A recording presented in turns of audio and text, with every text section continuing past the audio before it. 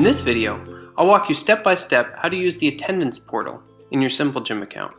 The attendance portal lets you add the classes you offer to your gym's calendar, enable students to check into those classes, and allows you to get reporting on attendance and popular classes. Let's get started.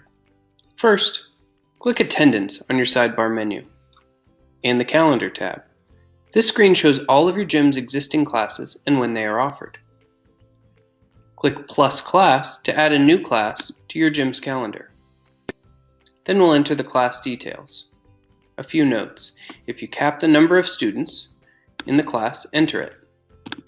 If you charge a drop-in fee, enter it here.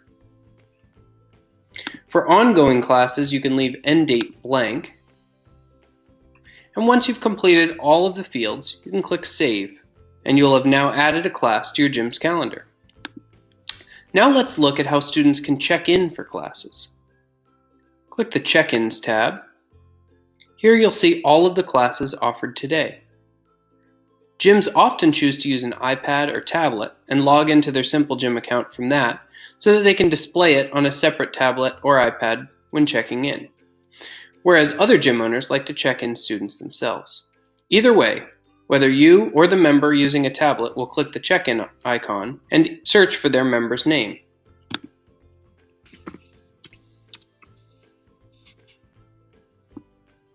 Once they find their name, click Check-in.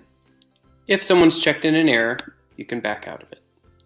The student is then checked in for the class, and the student will begin to appear in your class stats and member stats, and you can get more detailed statistics by clicking on the student's name.